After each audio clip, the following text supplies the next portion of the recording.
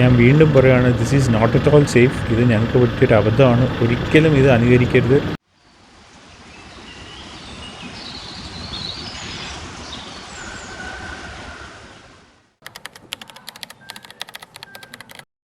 Hello and welcome back. ഇപ്പോൾ നമ്മൾ പൊയ്ക്കൊണ്ടിരിക്കുന്നത് കോന്നി അച്ചൻകോവിൽ ഫോറസ്റ്റ് റൂട്ടിലൂടെയാണ്. നമ്മൾ ഇതിന് മുന്നേ വന്നിട്ടുള്ളൊരു റൂട്ടാണിത്. അതിൻ്റെ വീഡിയോസ് ഓൾറെഡി ഞാൻ അപ്ലോഡ് ചെയ്തിട്ടുണ്ട്. ലിങ്ക് ഞാൻ എന്തായാലും ഷെയർ ചെയ്തേക്കാം. വഴിയുടെ ഇൻഫർമേഷനോ മറ്റുള്ള ഡീറ്റെയിൽസ് എന്തെങ്കിലും വേണമെങ്കിൽ ജസ്റ്റ് ഒന്ന് കണ്ടു നോക്കിയാൽ മതി കേട്ടോ. എൻ്റെ ഫ്രണ്ട് സുനിൽ ബാംഗ്ലൂരിൽ നിന്ന് വന്നിട്ടുണ്ടായിരുന്നു. അപ്പോൾ അവൻ പറഞ്ഞു ഈ റൂട്ട് വഴി നമുക്കിന്ന് പോയാലോ എന്ന് വെറുതെ ചോദിച്ചു. അപ്പോൾ കുറച്ച് ഡ്രൈ സീസൺ ആയിക്കൊണ്ടിരിക്കുന്ന കാരണം ചിലപ്പോൾ ആനിമൽ സൈറ്റിങ്ങിനൊക്കെ ചാൻസസും ഉണ്ട്. പിന്നെ ഈ റൂട്ട് വഴി പോയിട്ട് കുറച്ച് ദിവസമായി, അതുകൊണ്ടൊന്ന് ട്രൈ ചെയ്ത് നോക്കാമെന്ന് വിചാരിച്ചിറങ്ങിയതാണ്. ശബരിമലയിലേക്ക് പോകുന്ന അയ്യപ്പന്മാരുണ്ടല്ലോ, അവർ അച്ചൻകോവിൽ അമ്പലത്തിൽ പോയിട്ട് ഈ റൂട്ട് വഴിയാണ് ചിലപ്പോൾ കോന്നിയിലേക്ക് ചെന്ന് കയറുന്നത്. സുനിലിൻ്റെ ബൈക്ക് ബാംഗ്ലൂരിലായത് കാരണം ഇവിടെ നമ്മൾ ബൈക്ക് റെൻ്റൽ എടുത്തിട്ടാണ് വന്നത്. അപ്പോൾ ഉച്ചയോടുകൂടിയാണ് ബൈക്ക് കിട്ടിയത്. ഇപ്പോൾ നമ്മൾ ഈ കാട്ടിലേക്ക് കയറിയത് ഉച്ച കഴിഞ്ഞിട്ടുള്ളൊരു ടൈമിലാണ്. അതുകൊണ്ട് അധികം സമയമില്ല. നമുക്ക് അച്ചൻകോവിൽ പോയിട്ട് ഇതേ റൂട്ടിൽ തിരിച്ചു വരണം. കാരണം നമുക്ക് കോട്ടയം സൈഡിലേക്ക് പോകേണ്ട ആവശ്യമുണ്ട്. 6 മണിക്ക് മുന്നേ ഞവനാൽ ചെക്ക് പോസ്റ്റ് ക്രോസ് ചെയ്ത് തിരിച്ചു പോകണം. ഫ്രണ്ടിലൊരു വണ്ടി പോകുന്നുണ്ട്. ഒന്നാമത് റോഡ് വളരെ മോശമാണ്, അതുകൊണ്ട് പൊടിയെല്ലാം പറത്തിയിട്ടാണ് പോകുന്നത്. സിനിമയിലൊക്കെ ഡയലോഗ് അടിക്കുന്നത് പോലെ ഹോൺ ഒഴിച്ച് ബാക്കി എല്ലാ സ്ഥലത്തു നിന്നും നല്ല സൗണ്ട് വരുന്നൊരു വണ്ടിയാണെന്ന് തോന്നുന്നു. ഏതായാലും ആ വണ്ടിയുടെ പുറകെ പോവുകയാണെന്നുണ്ടെങ്കിൽ നമ്മൾ ഇന്നൊരു മുയൽ കുഞ്ഞിനെ പോലും കാണാൻ സാധ്യതയില്ല.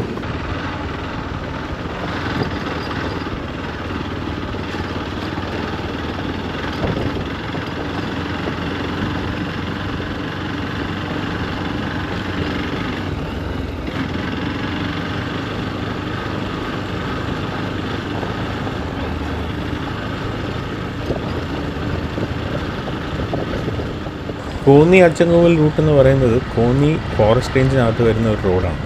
ഫോറസ്റ്റ് റൂട്ട് ആയതുകൊണ്ട് വൈൽഡ് അനിമൽ ഡെൻസിറ്റി ഒരുപാടുള്ള റൂട്ടാണ്. ആനയും കരടിയും കാട്ടുപോത്തും ലെപ്പേർഡും ഒക്കെ ഉള്ള ഒരു പ്രോപ്പർ ഡെൻസ് ഫോറസ്റ്റാണ്. ഈ അച്ചൻകോവിലേക്ക് തമിഴ്നാട് വഴി കയറി വരുന്ന വേറെ റൂട്ടുണ്ട്. നോർമലി ഈ ശബരിമല സീസണിൽ ആ ഒരു റൂട്ട് വഴിയാണ് ആൾക്കാർ കൂടുതൽ വരാറ്. അതുകൊണ്ടാണോ എന്നറിയില്ല, ഇതുവഴി പോകുന്ന റൂട്ട്, അതായത് കോന്നിയിൽ നിന്ന് കയറുന്ന ഈ റൂട്ട് അത്ര വെൽ മെയിൻറ്റെയിൻഡ് ഒന്നുമല്ല. മിക്കവാറും പൊട്ടിപ്പൊളിഞ്ഞ് കിടക്കുന്ന റോഡുകളാണുള്ളത്. കാറിലാണ് വരുന്നതെന്നുണ്ടെങ്കിൽ ഗ്രൗണ്ട് ക്ലിയറൻസ് ഇല്ലാത്ത വണ്ടിയാണെങ്കിൽ പണി കിട്ടാൻ ചാൻസസ് ഉണ്ട്.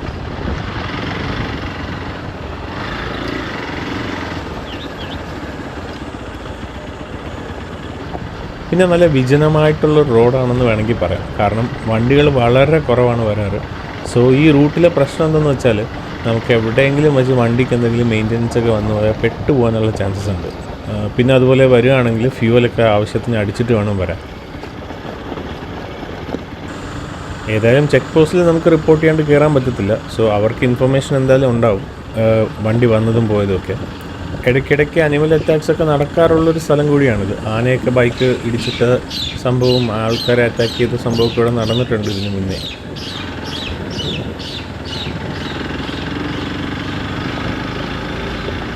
എന്തുകൊണ്ടാണ് ഈ റൂട്ടിനെ ഡേഞ്ചറസ് ആയിട്ടുള്ള റൂട്ടെന്ന് വിളിക്കുന്നതെന്ന് മനസ്സിലാവില്ല. രണ്ട് സൈഡും ഡെൻസാണ്. എവിടെ നിന്നാണ് ഏതെങ്കിലും ഒരു അനിമൽ പെട്ടെന്ന് ഇറങ്ങി വരുന്നതെന്ന് നമുക്ക് പറയാൻ പറ്റത്തില്ല. പിന്നെ സ്ഥിരമായിട്ട് ആന ക്രോസ് ചെയ്ത് പോകുന്നൊരു സ്ഥലമാണ്. കാരണം ഈ റോഡിൻ്റെ ഒരു വശത്തു കൂടിയാണ് അച്ചൻകോവിൽ ആറ് ഒഴുകുന്നത്. അപ്പോൾ വെള്ളം കുടിക്കാനായിട്ട് റോഡ് ക്രോസ് ചെയ്യാണ്ട് പറ്റില്ലല്ലോ. റോഡ് സൈഡിൽ ഒരു പെൺമയിലും കുഞ്ഞും നിൽപ്പുണ്ട്. ഇവരെ ജനറലായിട്ട് വിളിക്കുന്നത് പി ഫൗൾ എന്നാണ് കേട്ടോ. അതിൽ പെണ്ണിനെ പി ഹെൻ എന്ന് വിളിക്കും, ആണിനെ പി കോക്ക് എന്ന് വിളിക്കും. ബേസിക്കലി കോഴിയുടെ വർഗ്ഗത്തിൽപ്പെട്ട ഒരു സ്പീഷീസാണ് മയിലെന്ന് പറയുന്നത്.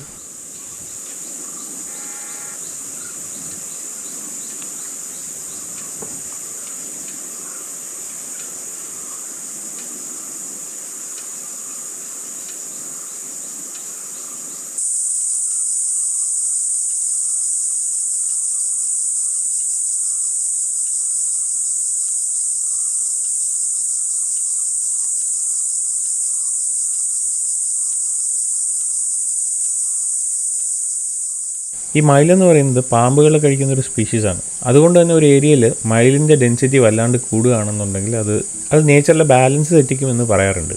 ബിക്കോസ് അവർ അത്രയും പാമ്പിനെ കഴിക്കും. ആ പാമ്പ് ഇല്ലാണ്ടായി കഴിഞ്ഞാൽ ആ റോഡൻസ് കൂടും. അങ്ങനെ അത് കണക്ട് ചെയ്ത് മൊത്തത്തിൽ പ്രശ്നങ്ങളുണ്ടാകും. റീസെൻ്റ്ലി കേരളത്തിൽ വല്ലാണ്ട് മയിലിൻ്റെ എണ്ണം കൂടുന്നതായിട്ടാണ് റിപ്പോർട്ട് വന്നിട്ടുള്ളത്.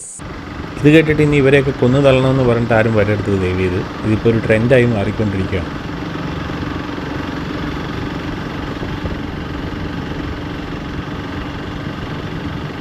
ഈ ഒരു ഏരിയ വെച്ചിട്ടാണ് കഴിഞ്ഞ തവണ വന്നപ്പോൾ കാട്ടുപന്നി റോഡ് ക്രോസ് ചെയ്ത് ഓടിയത്. ഇനി ആൺമയിലിനെ കണ്ടില്ല എന്നുള്ള പരാതി വേണ്ട, നല്ല പീലിയൊക്കെ ഉള്ള ഒത്തൊരു ആൺമയിൽ ഇതേ നിൽക്കുന്നു.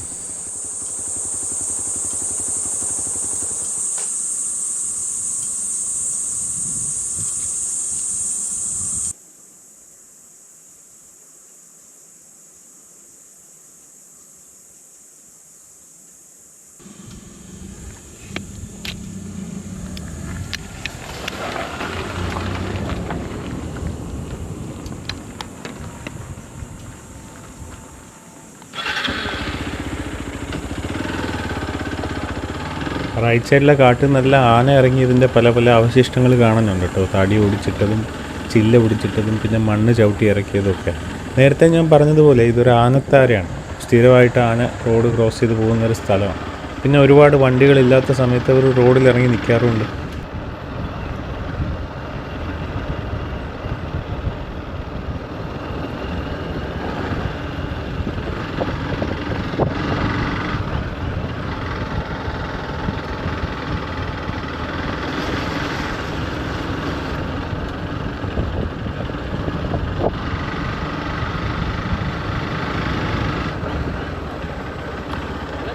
കാടിനെയും വന്യമൃഗങ്ങളെയൊക്കെ സ്നേഹിക്കുന്ന ഇതുപോലെയുള്ള പല പല ആൾക്കാരുണ്ട്. അവർ പറ്റുമ്പോഴൊക്കെ ഇതുപോലെ കാടിലെ റൂട്ടിലൊക്കെ വന്ന് പ്രകൃതിയൊക്കെ ആസ്വദിക്കാറുണ്ട്. ഇവരിൽ മിക്കവാറും ആൾക്കാരും ഗൾഫിലൊക്കെ വർക്ക് ചെയ്യുന്നവരാണ്. അവർ ലീവിന് വരുന്ന സമയത്ത് ഭയങ്കരമായിട്ട് ആഗ്രഹിച്ചിട്ടാണ് ഇങ്ങനെയുള്ള സ്ഥലങ്ങളിലേക്കൊക്കെ വരുന്നത്. കാരണം അവരുടെ പാഷനൊക്കെ മാറ്റി വെച്ചിട്ടാണ് അവർ മരുഭൂമിയിൽ പോയി കിടന്ന് കഷ്ടപ്പെടുന്നത്. തിരിച്ച് വരുമ്പോഴേക്കും ഇതൊക്കെ അവർക്ക് ഭയങ്കര കാര്യമാണ്. മുറ്റത്തെ മുല്ലയ്ക്ക് മണമില്ല എന്ന് പറയുന്നത് പോലെ ഇവിടെയുള്ള പല ആൾക്കാർക്കും ഇതിനൊരു വാല്യൂ ഇല്ല എന്നുള്ളതാണ് സത്യം.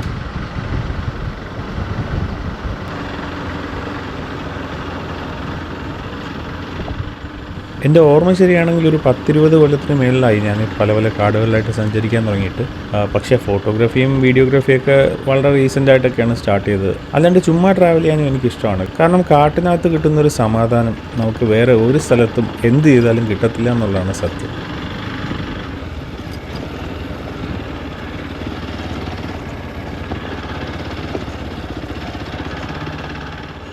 ആനപ്പിണ്ടം കിടക്കുന്നുണ്ടോ ആ റിവറിൻ്റെ ബാങ്കിലായിട്ട്.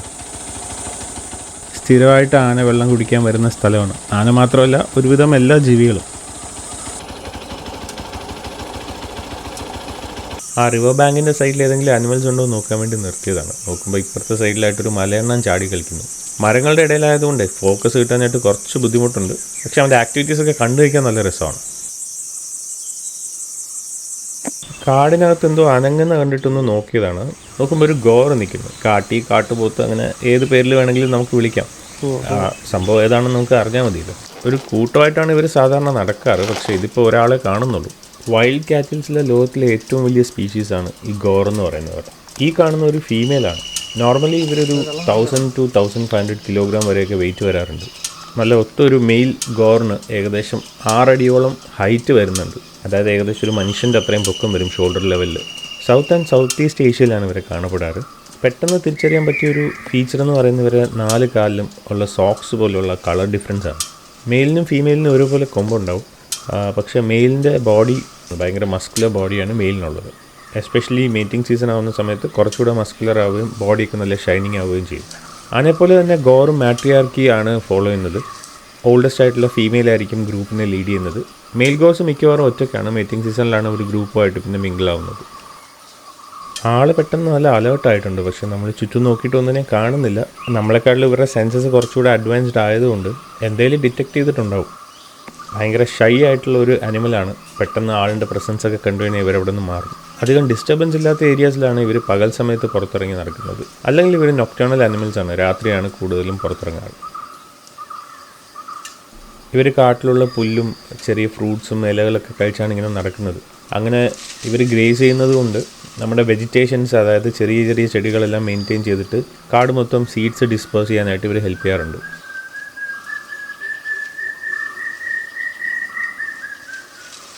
പിന്നെ ബിഗ് ക്യാറ്റ്സിൻ്റെ മെയിൻ ഇരകളിലൊന്നാണ് ഗോർ എന്ന് പറയുന്നത്. ക്യാപ്റ്റിവിറ്റിയിൽ ഒരു 26 to 30 years ഒക്കെ ഇവർ ജീവിക്കും. പക്ഷേ വൈൽഡിൽ അത്രയൊന്നും ലൈഫ് ഉണ്ടാവാൻ ചാൻസ് ഇല്ല.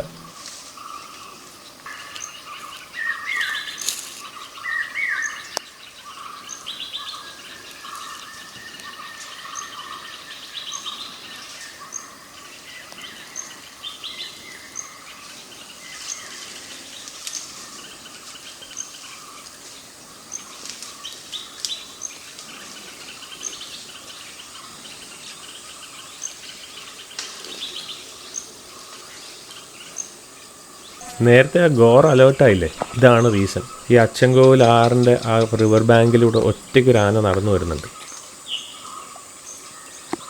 ഇവർ തമ്മിൽ അങ്ങനെ നോർമലി ഇഷ്യൂസ് ഒന്നും ഇല്ലെങ്കിലും വലിയൊരു അനിമലിനെ കാണുമ്പോൾ ഒബ്വിയസ്ലി പാനിക് ആവുമല്ലോ. അങ്ങനെ ആ ഗോർ അവിടെ നിന്ന് ഇപ്പോൾ ഓടിപ്പോയിട്ടുണ്ട്. ആ സെയിം സ്പോട്ടിലേക്കാണ് ഈ ആനയും വരുന്നത്. അപ്പോൾ ഇവർക്കെല്ലാം ഇഷ്ടപ്പെടുന്ന എന്തോ ഒരു സംഭവം അവിടെ ഉണ്ട്.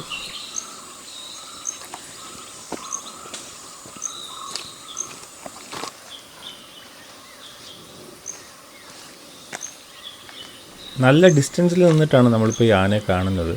പക്ഷേ നമ്മുടെ പ്രസൻസ് അത് സെൻസ് ചെയ്തിട്ടുണ്ട്. ആനയുടെ ഫസ്റ്റ് റെസ്പോൺസാണ് ഇങ്ങനെ സ്റ്റില്ലായിട്ട് നിൽക്കുന്നത്. അങ്ങനെ സ്റ്റില്ലായിട്ട് നിൽക്കുന്ന സമയത്ത് ഇവർ ആ ഒരു സിറ്റുവേഷൻ അസസ് ചെയ്യുകയാണ് ചെയ്യുന്നത്.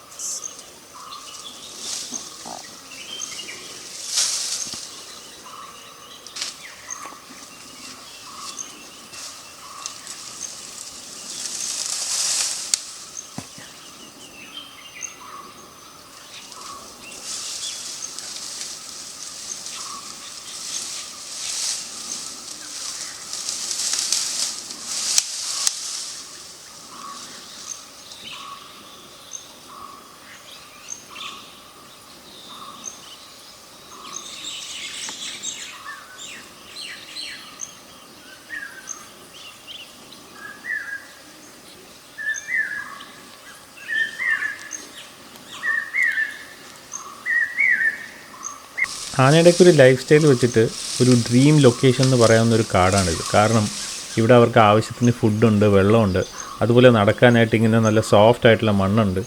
ആനയുടെ ഒരു പോയിൻ്റ് ഓഫ് വ്യൂന്ന് ഇതൊരു പെർഫെക്റ്റ് സ്പോട്ടാണ്. അതുകൊണ്ട് തന്നെയാണ് ആനകളുടെ എണ്ണം ഇവിടെ വളരെ കൂടുതലായിട്ട് കാണപ്പെടുന്നത്. ഈ ഫോറസ്റ്റിലുള്ള ആനകൾ കുറച്ച് അഗ്രസീവ് ആണെന്നാണ് പൊതുവെ കേട്ടിട്ടുള്ളത്.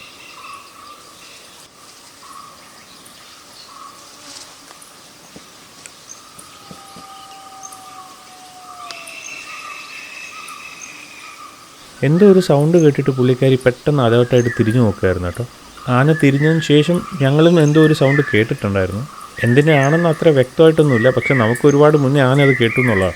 അതാണ് ഞാൻ നേരത്തെ പറഞ്ഞത്, അവരുടെ സെൻസസ് നമ്മളെക്കാട്ടിലും വളരെ അഡ്വാൻസ്ഡ് ആണ്.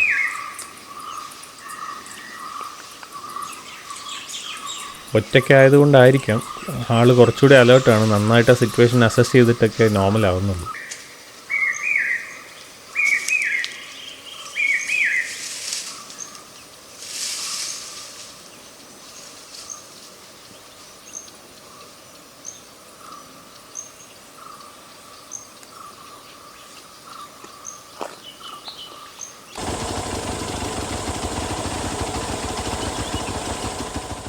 ഫോറസ്റ്റ് റോഡിൽ സ്ഥിരം കാണുന്നൊരു കാഴ്ചയാണ്. എമറാൾഡ് ഡവും സ്പോട്ട് ഡവും ഒക്കെയാണ് ഇതുപോലെ റോഡിൽ നടുക്കായിട്ട് ഇങ്ങനെ ഇരിക്കുന്നത്.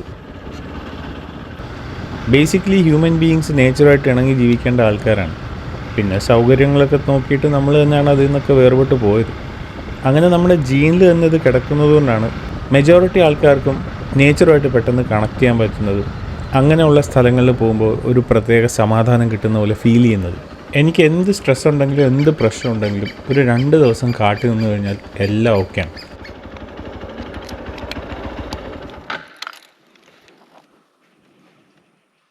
ഒരാൺമയിലും കുറേ പെൺമയിലും. എനിക്ക് തോന്നുന്നത് ഒരു എക്സ്റ്റെൻഡഡ് ഫാമിലി മീറ്റിംഗ് പോലെ എന്തെങ്കിലും പരിപാടിയായിരിക്കണം.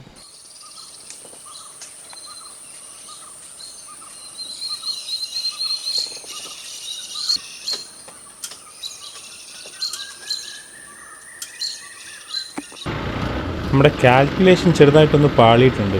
ഒരു 6 o'clock മുന്നേ തിരിച്ചിറങ്ങണമെന്ന് വിചാരിച്ച പോലെ തിരിച്ചെത്താൻ പറ്റിയിട്ടില്ല. ഇനി കുറച്ച് ഡിസ്റ്റൻസും കൂടെ പോകാനുള്ളൂ. പക്ഷേ കാടായതുകൊണ്ട് പെട്ടെന്ന് ഇരുട്ടാനുള്ള ചാൻസസ് ഉണ്ട്. റോഡിൻ്റെ കണ്ടീഷൻ വളരെ മോശമായതുകൊണ്ട് സ്പീഡിലൊന്നും പോകാൻ പറ്റത്തില്ല. പ്രത്യേകിച്ച് കാടും കൂടെ ആയതുകൊണ്ട് 30 km/h താഴെ എപ്പോഴും വണ്ടി ഓടിക്കാറില്ല. സാധാരണ നമ്മൾ ഈ റൂട്ടിൽ വരുമ്പോൾ കോന്നി വഴി കയറുകയാണെന്നുണ്ടെങ്കിൽ മറ്റേ സൈഡ് വഴിയാണ് ഇറങ്ങി പോകാറ്. ഇന്ന് തിരിച്ച് നമുക്ക് കോട്ടയം സൈഡിലേക്ക് പോകുന്നൊരു ആവശ്യമുള്ളത് കൊണ്ടാണ് ഇതേ റൂട്ടിൽ തിരിച്ച് വന്നത്. നോർമലി നമ്മൾ ആ ടൈം പക്കയായിട്ട് കാൽക്കുലേറ്റ് ചെയ്തിട്ടാണ് കയറുന്നത് ഇറങ്ങുന്നതൊക്കെ. ഇന്ന് ആ കാൽക്കുലേഷൻ ചെറുതായിട്ടൊന്ന് പാളിയതിൻ്റെ ഒരു പ്രശ്നമാണ്. ഞാൻ നേരത്തെ പറഞ്ഞ പോലെ ഇത് അനിമൽ ഡെൻസിറ്റി ഒരുപാടുള്ളൊരു കാടാണ്. സോ ഇരുട്ട് വീണ് കഴിഞ്ഞാൽ ബൈക്കിൽ പോകുന്നത് വളരെ ഡേഞ്ചറസ് ആണ്. ഇരുട്ടാകുമ്പോഴേക്കും അകത്തുള്ള ആനയൊക്കെ പുറത്തിറങ്ങി തുടങ്ങുമല്ലോ.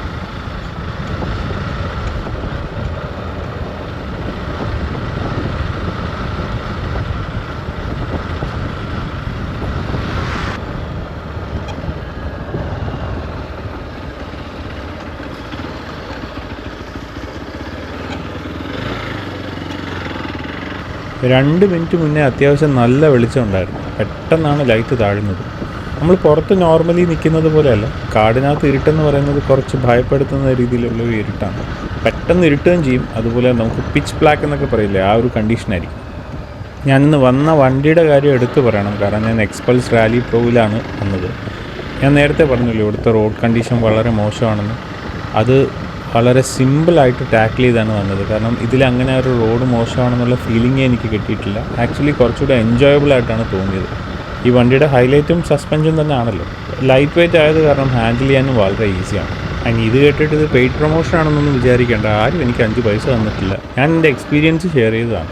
നാട്ടിൽ ഓടിക്കുന്ന സമയത്ത് വലിയൊരു ഡ്രോബാക്കായിട്ട് എനിക്ക് തോന്നിയിട്ടില്ല. പക്ഷേ ഇവിടെ ആ ഡാർക്ക് ആവുന്ന സമയത്തേക്ക് എനിക്ക് തോന്നുന്നത് ഇതിൻ്റെ ഹെഡ്ലൈറ്റ് അത്ര പോരാ എന്നുള്ളതാണ്. പ്രീവിയസ് വേർഷനെക്കാട്ടിലും 230% എക്സ്ട്രാ ലൈറ്റ് കൊടുത്തിട്ടുണ്ടെന്നൊക്കെ പരസ്യം ചെയ്തിട്ടുണ്ടായിരുന്നു. പക്ഷേ ബട്ട് ഇറ്റ്സ് നോട്ട് അഡിക്വേറ്റ്. അതുകൊണ്ട് നമ്മൾ ഫോഴ്സ്ഫുള്ളി ഓക്സ് ലാമ്പ് വെച്ചേ പറ്റുള്ളൂ. ഈ വെഹിക്കിൾ മോഡിഫിക്കേഷൻ എന്ന് പറയുന്നത് വെറും ഒരു ഷോ ഓഫ് ആയിട്ടാണ് പല ആൾക്കാരും കാണുന്നത്. പക്ഷെ അങ്ങനെയല്ല, അതൊരു നെസസിറ്റി ആവുന്ന സിറ്റുവേഷൻസും ഉണ്ട് കേട്ടോ. It's very important that the authorities understand the difference. വെളിച്ചമില്ലാണ്ട് ഏതെങ്കിലും കുഴിയിൽ വീണ് ആൾ വടിയാവുന്നതിനെക്കാട്ടിലും എത്രയോ നല്ലതാണ് ചെറിയൊരു എക്സ്ട്രാ വെളിച്ചം അവർ വയ്ക്കുന്നത്. അതും ഒരു ലീഗൽ അളവിൽ മാത്രം കേട്ടോ. ഈ LED ഹൈബിങ് കയറ്റുന്ന പരിപാടി ഞാനും ഒട്ടും സപ്പോർട്ട് ചെയ്യാറില്ല. ബാക്കിയുള്ളവരുടെ കണ്ണടിച്ച് കളയാനല്ല, റോഡ് മര്യാദയ്ക്ക് കാണുക എന്നുള്ളതാണ് നമ്മുടെ ഉദ്ദേശം. ഇനി ഈ വണ്ടിയുടെ കാര്യം പറയുകയാണെങ്കിൽ സ്റ്റാൻഡേർഡായിട്ട് വരുന്ന ഹെഡ്ലൈറ്റിന് വെളിച്ചക്കുറവെന്ന് നമുക്ക് പറയാൻ പറ്റത്തില്ല. LED ലൈറ്റാണ്, അത്യാവശ്യം വെളിച്ചമുണ്ട്. പക്ഷേ ഇതിൻ്റെ ഹെഡ്ലൈറ്റിൻ്റെ സൈസ് ചെറുതായതുകൊണ്ടും ഫോക്കസ് ഏരിയ വളരെ ലിമിറ്റഡ് ആയതുകൊണ്ടുമാണ് ഈ ഒരു വെളിച്ചക്കുറവ് നമുക്ക് വിസിബിളി ഫീൽ ചെയ്യുന്നത്. ഇതിപ്പോൾ ഓടിക്കുന്ന ആളിനെ നേർവഴിക്ക് നയിക്കുക എന്നുള്ള ടാസ്ക്കാണ് അതിന് കൊടുത്തേക്കുന്നത്. സൈഡിലുള്ള ഒന്നും കാണുന്നില്ല കേട്ടോ. GoPro ആയതുകൊണ്ട് വീഡിയോയിൽ ആക്ച്വലി ഉള്ളതിനെക്കാട്ടിലും കുറച്ചുകൂടി ഡാർക്കായിട്ടാണ് കാണുന്നത്. പക്ഷേ ഈ ഒരു ടൈമിൽ എനിക്ക് അത്യാവശ്യം ഭയപ്പെടുത്തുന്ന രീതിയിലുള്ള ഒരു ഇരുട്ട് വന്നു തുടങ്ങിയിട്ടുണ്ടെന്ന് തോന്നുന്നു. ബിക്കോസ് ഈ പോകുന്ന വഴിയെല്ലാം നമ്മൾ നേരത്തെ ആനപ്പിണ്ടവും ആനയുടെ പ്രസൻസും ഒക്കെ കണ്ടതാണ്. ആന മാത്രമല്ല, എല്ലാ ജീവികളും ഉള്ള കാടാണ്. ഏത് സെക്കൻഡിൽ വേണമെങ്കിലും കാടിനകത്തുനിന്നൊരു ജീവി ഇറങ്ങി റോഡിലേക്ക് വരാം. ആ സമയത്ത് എങ്ങനെ റിയാക്ട് ചെയ്യണമെന്ന് ഓൾറെഡി കാട് കയറി എക്സ്പീരിയൻസ് ഉള്ളതുകൊണ്ട് മേ ബി ഞാനത് ഹാൻഡിൽ ചെയ്തേക്കുമായിരിക്കാം. അതിലും വലിയ ഉറപ്പൊന്നുമില്ല. പക്ഷേ ഈ വീഡിയോ നിങ്ങൾ കാണുന്നുണ്ടെങ്കിൽ this is my request, never do this. ഇത് തന്നെ ഞങ്ങൾക്ക് പറ്റിയൊരു അബദ്ധത്തിൻ്റെ പേരിൽ ഞങ്ങൾ പെട്ടുപോയതാണ്. കാരണം തിരിച്ചു പോകാനും പറ്റത്തില്ല. ഈ ഒരു റൂട്ട് തന്നെ നമ്മൾ കണ്ടിന്യൂ ചെയ്ത് ക്രോസ് ചെയ്ത് പോയേ പറ്റൂ. ഇത്രയും പെട്ടെന്ന് ഇരുട്ടുമെന്ന് നമ്മൾ വിചാരിച്ചതുമില്ല. ഒരുപാട് ലേറ്റായിട്ടൊന്നുമില്ല, പക്ഷെ പെട്ടെന്നാണ് കാടിനകത്ത് ഇരുട്ട് കയറുന്നത്.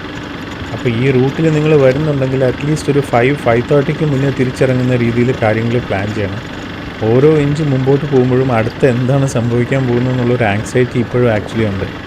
ഞാൻ വീണ്ടും പറയുകയാണ്, this is not at all safe. ഇത് ഞങ്ങൾക്ക് പറ്റിയൊരു അബദ്ധമാണ്. ഒരിക്കലും ഇത് അനുകരിക്കരുത്.